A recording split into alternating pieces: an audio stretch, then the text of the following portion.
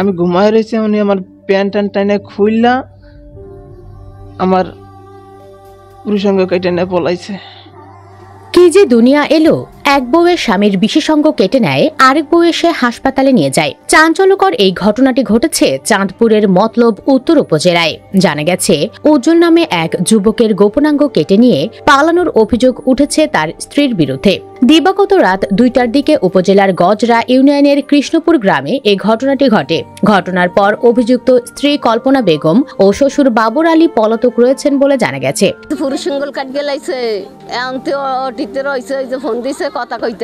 স্থানীয় সূত্রে জানা গেছে, উজ্জ্বল নারায়ণগঞ্জের সোনারগাঁও উপজেলার চাওড়াপাড়া গ্রামের শামসুজ্জামানের ছেলে। উজ্জ্বল দ্বিতীয় স্ত্রী কল্পনা বেগমের সঙ্গে কিছুদিন ধরে কৃষ্ণপুর গ্রামে তার শ্বশুর বাবর আলীর বাড়িতে বসবাস করছিল।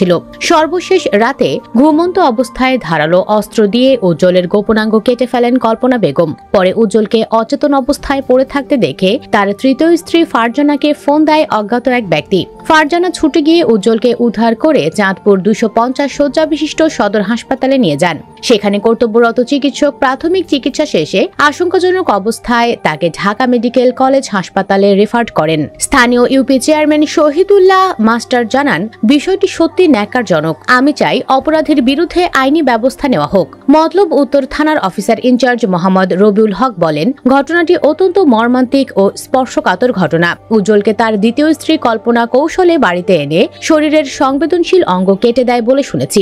ঘটনার পরপরই পুলিশ ঘটনাস্থল পরিদর্শন করেছে। এদিকে গাজীপুর মহানগরীর পুবাইলে ঘুমন্ত স্বামীর বিশেষাঙ্গ কেটে দেওয়ার অভিযোগ উঠেছে এক নারীর বিরুদ্ধে। ভোরে পুবাইল থানাধীন খোরাইদ জয়নগর এলাকায় এই ঘটনা ঘটে। এই ঘটনায় অভিযুক্ত নারীকে আটকে মারধর করে পুলিশে সোপর্দ করেছে স্থানীয় জনতা। স্থানীয় সূত্রে জানা যায়, ভোর 5টার দিকে পুবাইলের খোরাইদ জয়নগর এলাকায় পারিবারিক কলহের জেরে আকাশ নামে এক যুবককে ঘুমন্ত অবস্থায় তার স্ত্রী বিশেষাঙ্গ বিচ্ছিন্নের উদ্দেশ্যে ধারালো ব্লেড দিয়ে গুরুতর জখম করেন।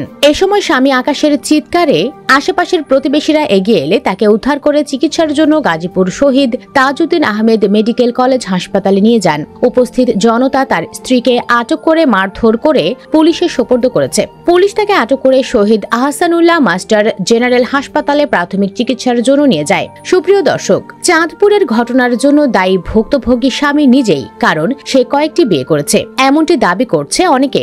দর্শক, আপনিও কি তা মনে করেন? কমেন্ট বক্সে ইয়েস অথবা নো লিখে জানিয়ে দিন আপনার মূল্যবান মতামত। ভিডিওটি ভালো লাগলে লাইক ও শেয়ার করুন, আর আমাদের চ্যানেলে নতুন হলে সাবস্ক্রাইব করে সাথে থাকুন।